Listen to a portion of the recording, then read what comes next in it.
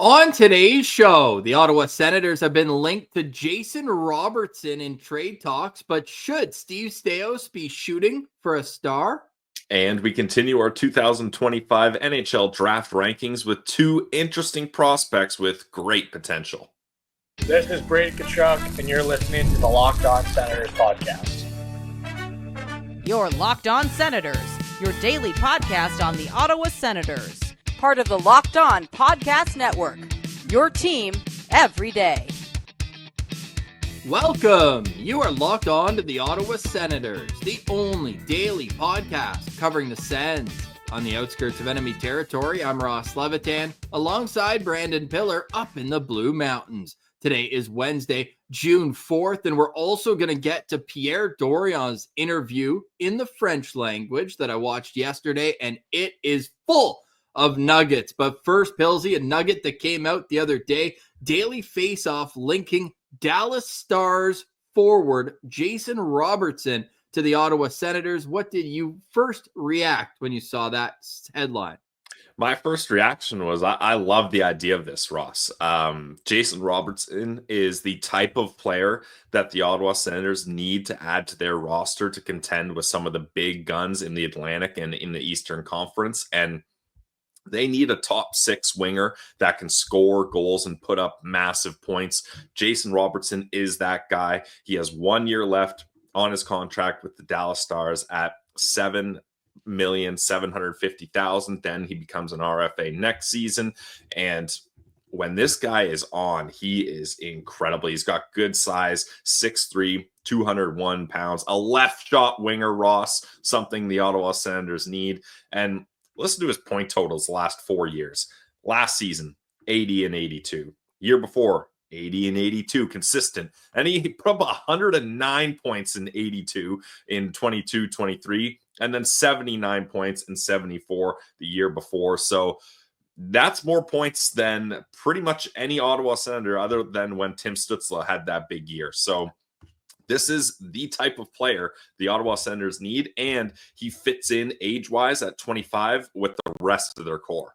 I know a lot of Sens fans, myself included, are a little bit nervous with the 1 year left until restricted free agency. Yep. We've been burned on that with Alex DeBrincat before, and with Jason Robertson, I don't want to look at his playoffs too closely because he was going through an injury. He missed a lot of the first two rounds. He played 11 games at 4 goals, 6 points. It was -5 this year. Last year, he was great in the playoffs, having 16 points. The year before, he had 19 points, as the Stars have played a ton of playoff hockey over the last 3 seasons. He's a fantastic player. I worry about what the extension would look like if the Sens were able to acquire him. And I also worry about the fit from the standpoint that, yes, the Senators need a top 6 left winger, but Brady Tkachuk is locked in at that number 1 left wing position. So it's one of those where, is Jason Robertson a second line player? Is he a guy that you're going to put behind Brady, or are you going to move Tkachuk onto a different line? I just think that that is a bit of a concern when you're targeting a player that's not a top 6 forward, a top 3, a top line forward, a guy who you need to have over the boards consistently. And I also know that for the past 2 seasons, we've been talking about adding more speed to Tim Stützle's wing. The other half of it is great. Adding a shooter, which they tried to do and hope to have done with Fabian Zetterlund. But the shooting is elite. The skating, he's never been the fastest guy. Does that concern you at all? I mean, a little bit for sure, but when he's able to put up these points, Ross, and maybe speed-wise, you wouldn't think, okay, he can keep up with Timmy, but Timmy's a pretty fast player. There's not a lot of players in the league that are kind of in his speed area that are available. Let me put it that way. Yeah, and you know what? I'm kind of second guessing myself from the standpoint that he played a lot of hockey the last years with Rope Hintz as a centerman, who's also one of the fastest players in the league. And that's the thing, Ross. This guy's got the hockey IQ that he's going to make up for the lack of speed by being in the right place at the right time more often than not. So you asked, am I worried about him necessarily not being the speediest player? No, I'm not. Now, a couple options. EP has him listed as a left wing / right wing. I'm not sure how much right wing he's played or if any, but it's always interesting to get guys on their offsides, especially guys that can shoot the puck, like Jason Robertson can. So maybe that's something you would consider. Now, trading for a top line guy and being like, hey, we're going to play you out of position to get things going. Not necessarily a great start or the route of success when you're trying to make a move like that. But also, I don't think it's that crazy to have Brady Tkachuk playing on the second line. Obviously, he has the reputation of being a top line guy, the captain for the Ottawa Senators, but I don't think it would really be that much of a detriment to get him playing on a second line, especially now you got Dylan Cousins there. Depending on who's going to be on the right wing of that line, Brady's still going to get top power play time. So, and I think him and Timmy work great together, but it's not like those two are a pair that, in my mind, chemistry-wise or performance-wise, have to be together. And if you can spread a little bit of that wealth down to the second line, I'm okay with that too. But it certainly is an issue that he's not a natural right winger, Jason Robertson. I think a right wing would be ideal, even if you're keeping Drake Batherson, which we both made clear yesterday that it would be nearly impossible to win, quote unquote, a Drake Batherson deal because of the value you're getting under $5 million for the next 2 years, and a guy who's shown significant improvement year over year. But to me, it's what's the cost going to be? And are you going to have to take back a bad contract as well? Because Dallas, why would they be in a hurry to trade Jason Robertson? I know that the cap would be the only thing. And if that's the case, then you'd think the Stars would be looking at unloading a Matt Dumba or a player of that ilk who is probably overpaid. Dumba's making $3.75 million for 1 more year. They've got Ilya Lyubushkin on the back end making $3.25 for the next 2 years. They're a team that's probably going to try to attach a contract if they're getting rid of Jason Robertson. Yeah, possibly. But Ross, you asked why would they be in a rush to move Jason Robertson? I think acquiring a guy like Mikko Rantanen changes things. And I don't think they, at the start of last season, were expecting to get Mikko Rantanen because the Colorado Avalanche would do everything in their power to make sure the Dallas Stars don't get him. But when you trade him somewhere else, you lose that power to decide where one of your star players are going. Certainly, Dallas is not where the Avalanche wanted Rantanen to end up. But I actually think a trade between the Dallas Stars and the Ottawa Senators could make a lot of sense.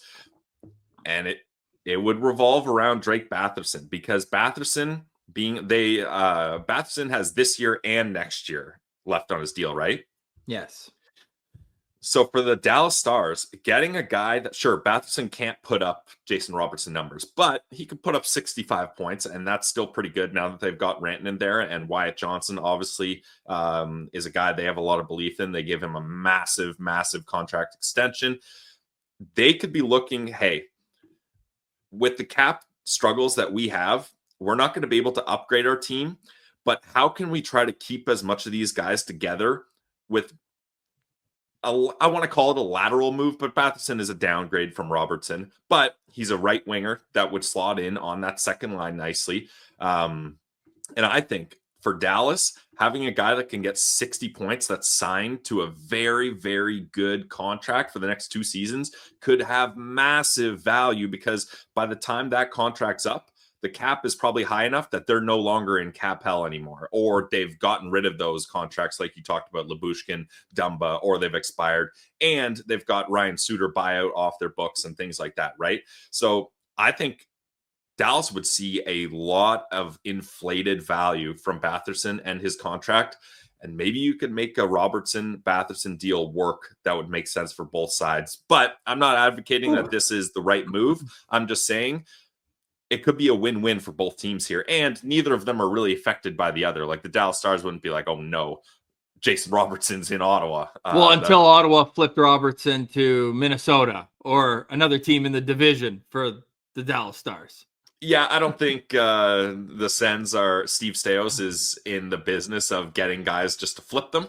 Correct. But you never know. Senators fans know too well. Moving Mike Hoffman, Elliot Friedman talked about how the Sens made it clear to the San Jose Sharks, we do not want him traded in our conference, let alone our division. And the Sharks said, hey, our guy trade him now. to us if you want. But once he's ours, we're doing whatever we want with him. And they, within, what was it, Ross? An 20 hour? minutes. Immediately flipped Hoffman to the Panthers for a much better package than the Ottawa Senators got. You don't think Mikhail Bodker and Julius Bergman was a good package? I do not. I do not think it was a good package. Nor do I. That's the interesting thing here. But Ross, I kind of want to dovetail this discussion about Robertson and the Dallas Stars to another player. Maverick Bourque is an interesting case here. That is a natural right winger. Now, he's not a top line winger, but that's a guy that could end up seeing some offer sheets, and there's a lot of potential there. I don't know if it would make sense for the Sens to acquire him, but that's an interesting case for sure that Dallas also is going to have to worry about, which would be maybe another reason why they'd be more inclined to move on from Robertson for Batherson to save that money to try to get Bourque signed and not worry about offer sheets. Yeah, of course, when Rantanen falls into your lap, I shouldn't say fall into your lap. I mean, Logan Stankoven is a great player. They traded to Carolina for him. Lots of value went the other way, but now that they've got him at $12 million, they've got Johnston's $8.4 million extension coming in. They only have 8 forwards signed right now, and they have a $4.9 million cap space to play with. They're in trouble. The back end too. They're big time in trouble. So Dallas will be a very interesting team to watch. Look, I love Jason Robertson. Gives me a bit of Danny Heatley vibes where he just kind of gets around the ice. All of a sudden it's in the back of the net. However, it's going to be a complicated deal, and it would also be a bidding war you would expect for a guy like Jason Robertson. And Dallas, these are their draft picks over the next 2 years in the first 4 rounds. They have 1/3 this year and 1/2 next year. That's it. So I think they would be looking for draft picks, and Ottawa is not in a position right now to be moving draft picks along with a great player on the roster to try to upgrade that position. So we'll see what happens in the trade market. Jason Robertson's name being attached to Ottawa is very interesting. Robertson is an American player. However, he did play for the Kingston Frontenac, so has been around the block in the Ontario Hockey League. A steal at 39th overall for the Dallas Stars in what was potentially an equivalent value draft for Dallas in 2017 as it was for the Ottawa Senators in 2020. The Stars left that draft with Miro Heiskanen, Jake Ottinger, and Jason Robertson. Incredible. Oh my Decent. God. Yeah. Speaking of go ahead. Just one last thing. The Dallas Stars are an exceptional team at drafting. So that just goes to show how much value they're actually giving up those picks, because they're not a team that really misses on draft picks that often. So, I mean, it's Mikko Rantanen, so you push your chips in, but it just emphasizes where they think they are in their championship window, and that they're like, okay, we know we're an elite drafting team, but we're trying to win right now. Speaking of drafting, Pierre Dorion did an interview with La Commission Athlétique, and it was an hour of basically a 30 for 30 ESPN tell-all. We'll give the translated storylines next. You're listening to Locked On Senators, your team every day. Today's episode is brought to you by our friends over at Wonderful Pistachios. Pistachio Pillsy here reporting for duty. Are you looking for a snack that's both delicious and nutritious? Well, crack into a good source of protein with Wonderful Pistachios. Wonderful Pistachios are one of the highest protein nuts. Each 1 ounce serving has 6 grams of protein, giving you over 10% of your daily value. Plus, they're packed with fiber and better for you unsaturated fats to help keep you feeling fuller longer. I love the salt and pepper flavor, the light bag. Ross likes the lightly salted, but if you don't want to deal with the shells, check out the no shells variety. Perfect grab and go snack for busy days, whether you're snacking at your desk during the podcast, on a road trip to Ottawa, or you just need a quick protein boost. They're always an awesome go-to snack choice. So get snacking, get cracking with the snack that packs the protein punch. Visit wonderfulpistachios.com to learn more.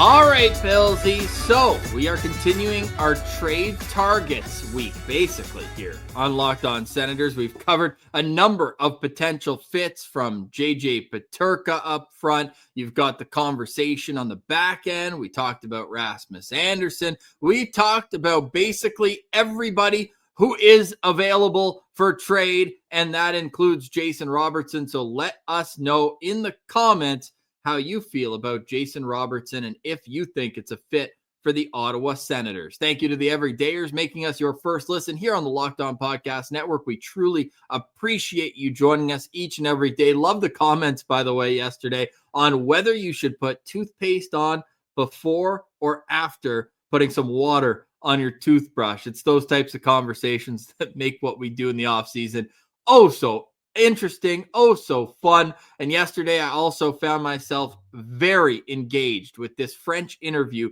from Pierre Dorion. It was honest, it was in depth, and it basically covered his entire tenure with the Ottawa Senators. Now, Pilsy, I know you're not fluent in French, but the storylines that I shared with you, what stood out most? Well, I'm glad you've got the French language down, Ross, because that all would have went over my head. So thank you for your service there. Merci. Look, right off the bat, I want to say I love Pierre Dorion. Like, this guy is just a classic guy's guy. We've talked about it a bunch, but we've had him on the show a couple times, and he's just so funny, so personable, and we've even got to chat with him off the record in the halls of the Sensplex in Dev Camp, and he gave us some interesting tidbits. Is he the most professional, best general manager? No, but he's a great dude with interesting stories, and he's seen some things. And that's the thing too. People gave Pierre Dorion such a hard time with some of the decisions he make, but people that don't really understand Eugene Melnyk and the era of the Ottawa Senators when he was the owner don't understand what Dorion went through. It's the famous line from Brian Murray, Ross. Sometimes managing isn't about how you manage down, it's about how you manage up. And that was a situation where a lot of the times decisions Pierre Dorion had to make, his hands were tied. His owner is being like, you have to do this now. Even if he was like, well, I don't know, maybe we shouldn't do this. Maybe we should look at this. Nope, do it now. I don't care. And that makes things difficult for a general manager. And I'm tying this in, Ross, to how Pierre Dorion was saying for some of the most important first-round draft picks of this franchise, Pierre Dorion didn't even have time to scout them, watch them play live or anything, because he's worried about what's going on with his owner, and his franchise is an absolute dumpster fire. So there's so many things that I guess I'll just start with that, Ross, is looking at the big draft picks that they've had and some of the misses, unfortunately. And Pierre Dorion basically had to be like to Trent Mann, his head scout, look, you're the one that's got eyes on this. I got so much other stuff I'm worried about. If this is the route you want to take, you're my guy. I trust you.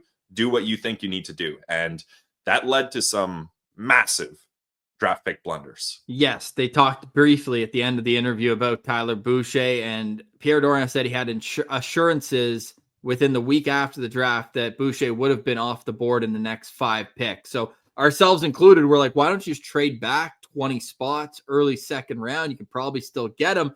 Sounds like he would have been off the board soon after. So that was interesting in and of itself, saying that Trent Mann was very convinced that this could be the next Tom Wilson. And we liked the profile. We had him as a 5-star guy, but with those 2 early second round picks that the Senators ended up having in that draft, where they went with Ostapchuk, and Ben Roger was the choice there. However, sticking on the draft, there were 3 more interesting draft stories. One of them, back in 2015, the Senators had Kyle Connor ranked 6th on their board. And this was the draft that is infamous for the Boston Bruins having 3 picks back to back to back. Which they did not want. No. They took Jakub Zboril, Jake DeBrusk, good player, and Zach Senyshyn. The next 3 picks were Matthew Barzal, Kyle Connor, and Thomas Chabot. So apparently Pierre Dorion was starting to like shake. He was saying, like, I was getting so excited that we were going to get the 6th ranked player on our board at 18th overall. And then Kyle Connor was drafted one pick earlier. Could you imagine a world where Kyle Connor was an Ottawa Senator? And Ross, imagine being the GMs and scouts of the New York Islanders, Winnipeg Jets, and Ottawa Senators, when you're sitting there being like, oh my God, Boston has 3 picks in a row here. There's so much talent on the board. We're not going to get any of the guys we think we can get here.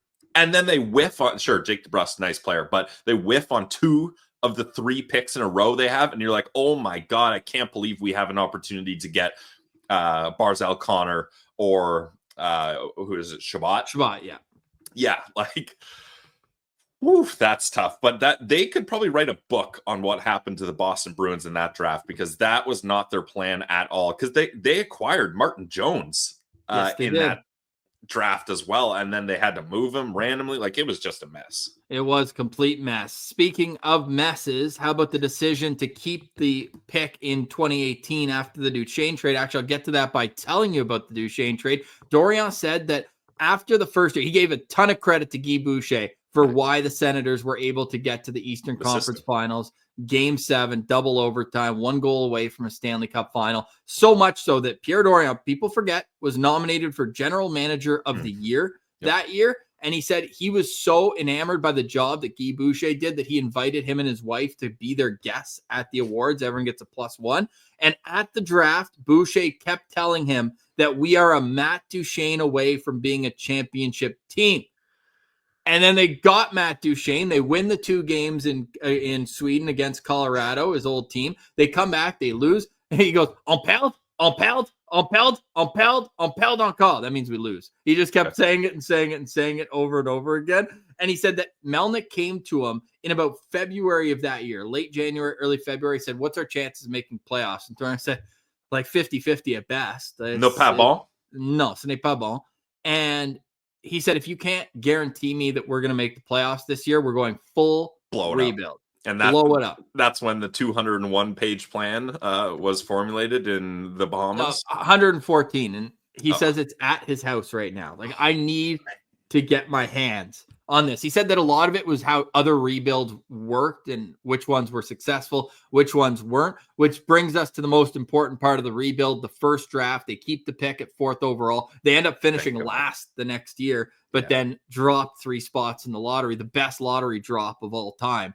And he outlined his top 8 players in that draft class and how the list was constructed. Rasmus Dahlin was number 1. He also told a great story about how when he went to see Brady Tkachuk play for the first time, it was a Team USA versus Team Sweden game. And the first shift, everyone was obviously there to watch Dahlin, the projected first overall pick. Brady Tkachuk ran over Dahlin in the first shift of the game. And he said, je l'ai marqué ça. I marked that as something very important about the character and the way that Brady Tkachuk plays the game. So Ottawa had Rasmus Dahlin first. They had Brady Tkachuk second. They had Andrei Svechnikov third. And they had Quinn Hughes 4th overall. They had Evan Bouchard 5th. Noah Dobson 6th. And then Jesperi Kotkaniemi, they had 7th on their board. And then he followed up by saying that Philip Zadina at number 8, which is interesting because Sens fans felt like he was the choice at number 4. So they had him at 8 on their list. But get this.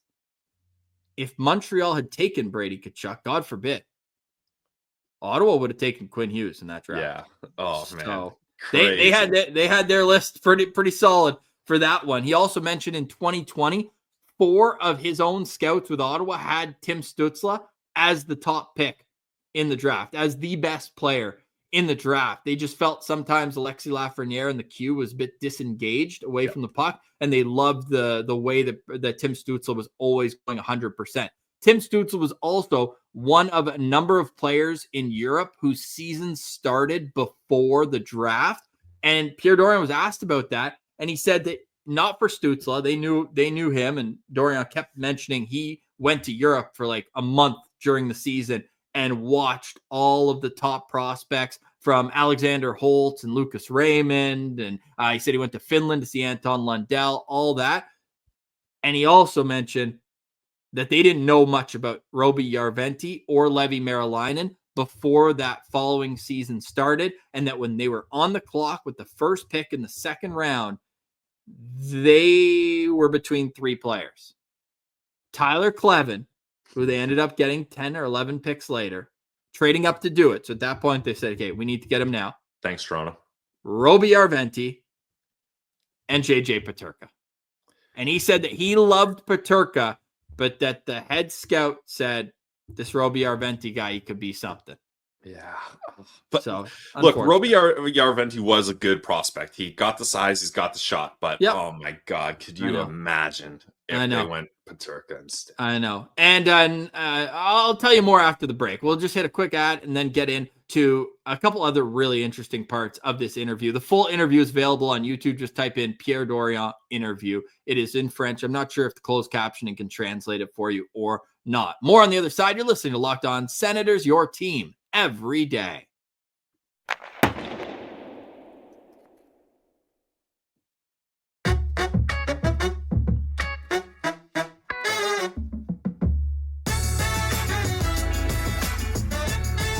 All right, Pillsy. So I didn't even get to the funniest part of this interview. There's also a lot of interesting parts where you're just kind of like, whoa, really? But the funniest part, when they started talking about accentuating the rebuild or expediting it rather, he actually had a really good point. Not only is Ottawa at that point where they're not a competitive team, they're not going to attract the top end free agents. He said, we have to make trades if we're going to do it. And he felt like the players that had been there for a while, the Brady Kachucks, the Thomas Chabot's, and at that point, Tim Stützle had been there for 2 seasons and had started stepping into his own. He said that those players were starting to the losing culture was coming, where it was like losing wasn't the worst thing. It was almost expected at times. So he felt like he needed to put a shot of adrenaline into them that summer. He said he promised, and he said this on record before, he promised Brady Tkachuk in exit interviews after the 2021-22 season that he will do everything he can to make a splash to get them to be that team. But the funniest part was how enamored he was with the fact that he felt like they did their homework before acquiring DeBrincat. They did their homework after. The agent kept stringing him along saying, yeah, we're going to sign. Let's just see how he fits in. We're going to sign. Let's just see how it goes mid-season. After the season, we're still interested in signing, but let's see how your off-season moves go. It just felt like he was being strung along. And then he said after their exit interview, he turned to DJ Smith and said, there is no chance he's signing. Yeah, and it's too bad because, it should have worked out. It should have made sense.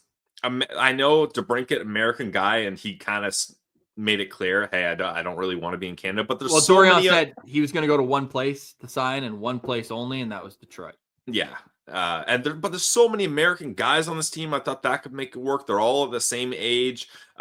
He was just starting a young family. Some of these guys are starting young families as well. I don't know. It's too bad it didn't work out. But and that's the thing too. Everyone's like, "Oh wow, what a bad trade Dorion did. Used all of those picks to get DeBrincat. Couldn't sign him even though he was an RFA, and then got a terrible turn in Detroit." His hands are tied. There was nothing he could really do there. Yeah, and he ends up taking a swing there, and he is not. I don't think he'll ever be hired by Edmonton, where Alex DeBrincat's agent is now the president of hockey operations.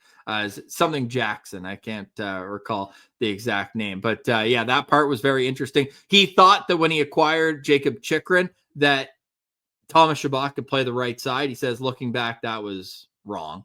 Yeah, the Chychrun trade was so weird in hindsight. He did say, though, that Jake Sanderson could probably play the right side. He said he could play anywhere. He's such an amazing player. So yeah, but you don't diminish your number one defenseman by playing him on his offside, in my opinion. But if you're curious who Ottawa would have taken in the 2022 draft when they traded the 7th overall pick for Alex DeBrincat, Dorion said he loved Marco Kasper. I tweeted the Ottawa Senators will select with the 7th overall pick Marco Kasper. He says he loved Marco Kasper. So plenty more. It's over an hour conversation there. He really gets into how a rebuild's constructed. And finally, to end this off with a laugh, they asked him who you were most proud of acquiring when you were in Ottawa. And I mean, to be fair, he didn't acquire that many via trade. He said his most proud moment, pause. Yeah. His proudest moment with the Senators, not as GM, but his proudest moment with the Senators was banging the table saying we need to draft Erik Karlsson. Fair. Yep. Well, that was kind of the move that put him elevated on the map. him. Yeah. Yeah. His proudest moment as general manager was trading for Alex Burrows. Now, he said you guys don't know what he did in the locker room and that he played hurt through that playoffs. The hugs and high fives. Yep. And he said, and it helps that we just traded Jonathan Dahlen. He threw Dahlen right under the bus. He goes, he put up 1 million points in Europe. We knew he'd never make it. Yeah. Well, I know. When that trade happened, we were not happy. Yeah. So go check out that whole interview. It's La Commission Athlétique, and it is a phenomenal hour sit down with Pierre Dorion. All right, Billsy, that was a bit too much of living in the past for my liking. Sens fans have moved on past those days, although it is fascinating to see. Oh, last one. Ridley Gregg, the draft pick that became him 28th overall. Pierre Dorion really wanted Braden Schneider, who went a few picks earlier to the New York Rangers. And then he's like, wait, while I'm watching Brandon in the WHL play, hello, the Wheat Kings, he's like, this Ridley Gregg, hey, Papilla, he's not bad. So they ended up taking Ridley Gregg. Good pick. They said Ridley he was physically very immature. Obviously, I think he was like 160 pounds when he was drafted. But remember, he was like, I'm drinking 4 protein shakes a day. Yeah, I tried doing that, and then I stepped on the scale, and wasn't great for me, but they're so delicious. That said, very, very cool behind the scenes. If you're into that sort of thing, you can go and check that out. And now back to our Locked On Senators 2025 Draft Rankings. We are into the first round. We've got a USHL rookie who came over and looked great. He was once considered one of the top prospects in this age group, but now Ivan Ryabkin is just hoping to be a first-round pick at all. Ivan Ryabkin is the most fascinating prospect we have covered yet, Ross. I am so intrigued with this guy. I have most of my prospect profiles, Ross, fit nice and perfectly on one page. Well, yeah, because they're all at 3 stars. So, well, just wait. But Ryabkin, I've got over a page and a half here because there's just so much to dive into this guy. Let's just start with the numbers. He is April 07 birthday. I've got him at 6 feet, 198 pounds, left shot center. He started the year in Russia. He's a Russian-born player, Balakovo, Russia. We all know it. And he was playing with Dynamo Moskva and St. Petersburg, depending on which league you're talking about. But he spent majority of his time in the MHL. 15 games, only 1 goal. He didn't score a goal till December. 11 assists, 12 points. Then he got some time in the VHL, 8 games, 2 assists, and even got a quick espresso shot in the KHL, 2 games, no goals. But it was a lack of discipline, Ross, and taking multiple penalties in the MHL. He was healthy scratched for a handful of games. And him and his camp and the team kind of decided, okay, this isn't working out for either of us. And he said, I'm going across the ocean. Coming to America. Yeah, coming to America. I guess Pacific, if you're going Russia to America, that's the way you would go. Great movie, by the way. And he goes with the Muskegon Lumberjacks in the USHL. And he figures it out. In 27 games, 19 goals, 11 assists, 30 points, over a point per game, +6, and racked up 70 PIMs in 27 games. In just a few games in his USHL career, he got a suspension for slew-footing a guy. So to say Ivan Ryabkin is hot-headed would be putting it lightly. At one point, considered the same level of prospect as Matvei Michkov and Ivan Demidov. He was putting up similar MHL numbers to those kids. Yeah, he broke Michkov U17 scoring record. Scott Wheeler mentioned he put up similar numbers to Ivan Demidov in his draft -2 season. He's younger than Demidov by 4.5 months. But when you look at Ryabkin coming in at number 19 on Bob McKenzie's list, number 20 for Craig Button, 27 for Scott Wheeler, 35 for Corey Pronman, 39 for McKeans, and 52 at Elite Prospects. That averages out to a 32 average, and he is 32 on our list. And in Elite Prospects Draft Guide, they say shades of Ridley Gregg. shades of Barrett Hayton. He's a violent centerman that needs to learn where the line is. But if you are curious about how he's going to play in high leverage situations, his Muskegon Lumberjacks won the Clark Cup, the USHL championship this season, and he contributed 16 points in 14 playoff games. So I think that that's going to turn heads of scouts that say, hey, look, we've wanted this guy to figure it out and be a more responsible player. Was he always responsible? No. Did he have 30 penalty minutes in 14 playoff games? Yeah, he did. But he also was able to produce offense. So I think that you're looking at a guy who maybe if he pops off could be a top 6 NHLer one day, but in all likelihood, you're drafting him to be a third line center that is a pain in the ass to play against that can chip in occasionally offensively. Oh, see, I've got a different opinion, Ross. I think you're drafting this guy to be a top 6 winger. Whoa. I don't think Ryabkin should stay in the middle of the ice. He doesn't have the discipline. He doesn't have the pace. EPs, go check out the EP draft guide out now. Easily the best, most informative draft prospect analysis you can get. Hundreds and hundreds of pages, thousands of scouting reports. So I flipped through a couple of the scouting reports for Ryabkin, and a lot of the scouts at EP, Cam Robinson, one of them, saying this guy likes to coast a lot. He's gliding a lot. The controller is dying on the PS5 when it's time to come back for the back check. So I don't think the middle of the ice makes sense for him, and I think he can get away with that type of play more on the wing. But you cannot underestimate or overlook this kid's skill. We talked about it. He was talked in the same realm as Demidov and Michkov. Those guys are bona fide studs that are likely going to be superstars in this league. He is a blast of a one-timer. He's got a quick release. He's a shoot-first guy, but he can make great plays. Like the assists he was getting in the USHL, Ross, weren't just, oh, I touched the puck and the play moved along and a guy scored.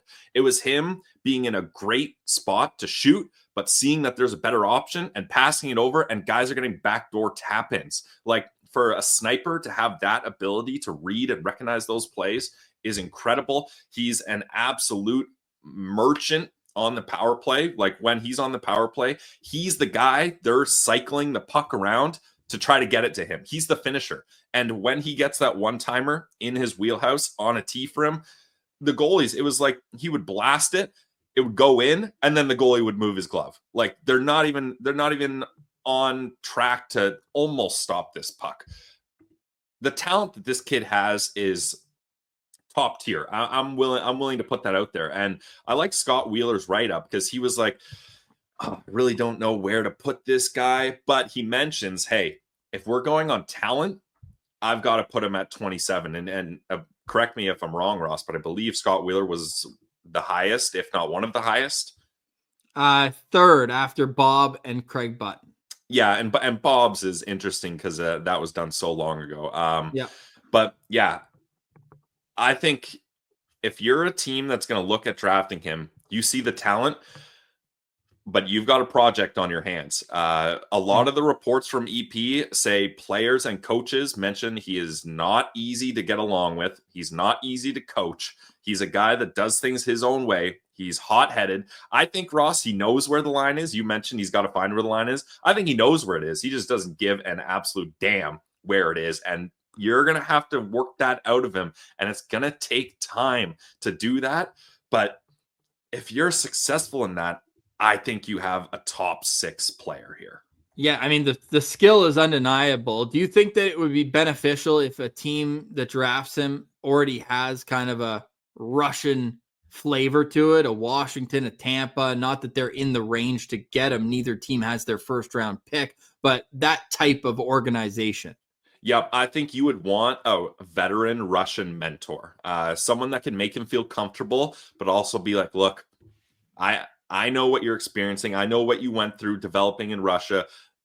Things are a little different over here in North America. We're going to have to work on that discipline. But if you can figure that out, and if you can play the way the coaches want you to play, you're going to get your cookies on the power play. You're going to get your top 6 minutes. You're going to be able to perform, and you can have a very good NHL career. But we're talking about teenagers here. Like, can you decide through a couple Zoom interviews and watching him do drills and watching video of him that this is a guy that's going to mature and figure it out.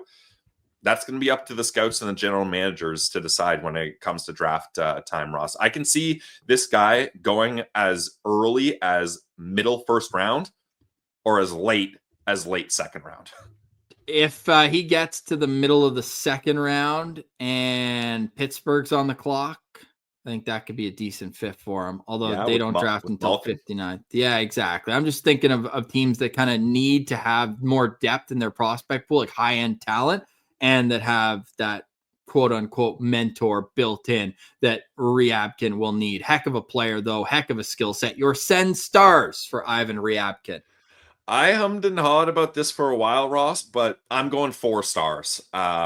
If you can get him disciplined, if you can work with him, you could, I don't know. It's a dangerous combo, though, to say we need more discipline, but we also need more effort at some points. Because usually it's like, hey, we got to rein this guy in overall, but it's kind of a double-edged sword. For sure. Yeah, it's not one of those like he's getting penalties because he's trying too hard. He's getting penalties because he's pissed off and just acting out.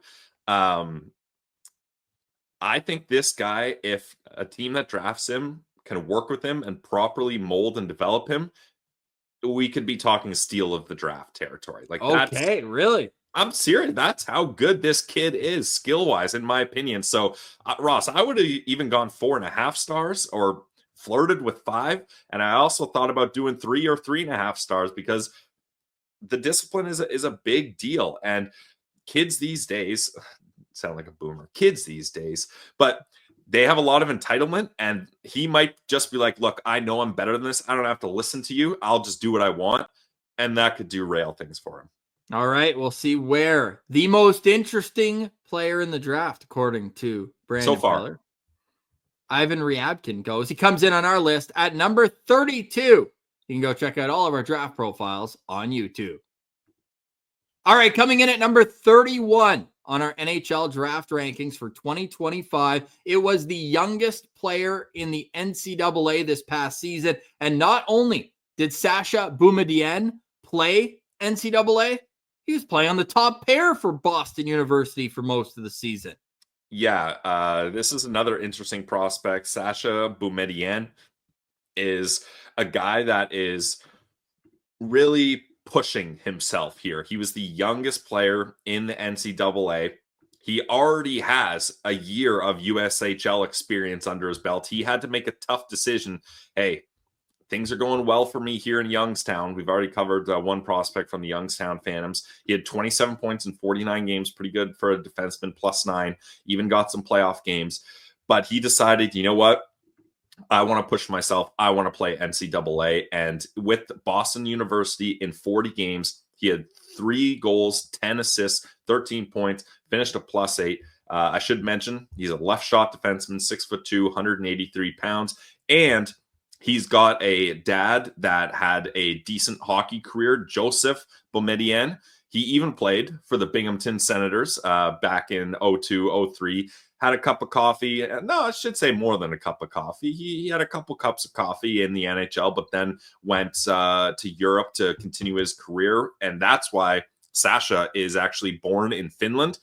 His dad was playing in Karpat when that was happening, but he identifies as a Swede, even though he was born in Finland and grew up developing and playing hockey in Ohio, but he plays for Team Sweden.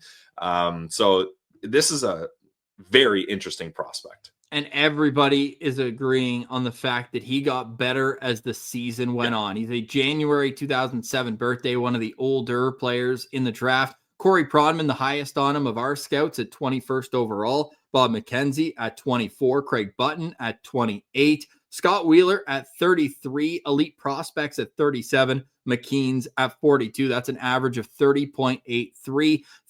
You mentioned his stats at Boston University. How about the fact that he led all defensemen in scoring at the World Under-18s, where Sweden got a silver medal? He was playing 26 minutes a night. He was excellent offensively. He started that tournament off with a boom. Hey, boom at the end. Nice. And he had 6 points in the first game in a 10-3 win over Switzerland. And he continued that minute munching quality throughout. In the semifinals, a 4-3 win over the United States, he played 26-37, which was the most he played in a single game. And then in the finals, they lost 7-0 to Canada, but he still played 26 and a half minutes and was dashed 2 with 3 shots on goal. I just see him as a riser on draft boards across the NHL. We have him at 31. I would say easily goes mid-20s would be my thought for Sasha Boumedienne. Now, for the Senators, I don't think it makes sense to draft another left shot defenseman, and one that I think in the perfect world is more of a complementary defenseman as well. I don't think he's going to be the guy on your first power play unit, but he could end up being an efficient puck-moving defenseman who can play with a solid player, like he did this past year, where he was paired with another Swede, Tom Willander, who just signed his entry-level contract with the Vancouver Canucks. He was drafted 11th overall in 2023. So he was able to kind of learn the habits from a countryman and a guy who has been there and done that. So I think that was great for his development. And the fact he got better as the season went on, to me, is the biggest selling feature and why I believe he's going to be a mid-20s pick in this draft. Yeah, just with the lack of defensemen in this draft, I think it's pretty safe to say he will be a first rounder, and he deserves that. He's a great skater. That's his number one attribute, in my opinion, great skater. He's got a really good shot. He can absolutely load up a wrister from the point and feather it through and thread the needle and beat goalies clean, or get it through traffic, sticks, skates, all those kinds of things. I think it's interesting, Ross, that he made the decision to go to college. That really shows you, okay, he's not complacent. Like, he had a good USHL season. I think everybody would have expected and understood and assumed he would just stick in the USHL. That would have been a perfectly fine development path, especially a nice team like the Phantoms. But he wanted to elevate his game, and he's got a lot of respect from teammates, coaching staff, about how he was able to figure out the college game as the year went on. He's excellent in transitioning the puck up the ice. Being a good skater helps. And he's also got a really good defensive stick, getting in lanes, poking loose pucks, that kind of thing. And he was even on the penalty kill near the end of the season. So they showed that they trusted him a lot more as time went on. Yes, and it was 14 points in 7 games at the World Under-18s. Just a little mix-up there with a +5 and only 1 minor penalty. So interesting that against his own age group, he had more points in 7 games internationally than he did in the entire 40-game college season. So heck of a prospect. What's your Sens stars for Sasha Boumedienne?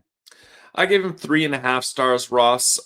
He would be a 4-star player based on his skill and his potential, but like we mentioned, the Sens don't need a two-way left shot defenseman, and I do believe that he's going to be right in the Sens range, but I don't think he's the guy that they should be taking. But a team that does take him can look and be like, man, he's already steps ahead of probably most defenseman prospects in this range and in this draft. So we've got a long way to go with him, but he's already ahead of most guys here. Yes, I think a more safe pick than others around this range to be a National Hockey League defenseman. Sasha Boumedienne comes in at number 31 on our Locked On Senators NHL Draft Rankings. You can find all 50 of our profiles available on YouTube.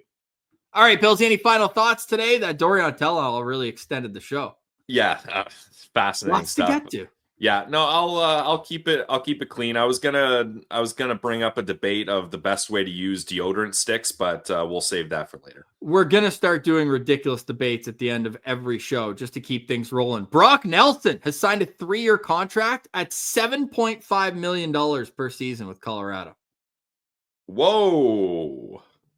There's your breaking news. Maybe we'll get some comparables for that on tomorrow's show. That's a big-time contract. Sheesh. For today, we say goodbye. Thanks so much for watching, listening, and engaging with the show. We appreciate each and every one of you guys for making us your first listen. You missed any of our content, you can go check it out wherever you get your podcast, including on YouTube. If you enjoyed the video, please click the thumbs up below and subscribe all over your favorite podcast platforms. For Brandon Piller, I'm Ross Levitan. This has been the Locked On Senators podcast, your team every day.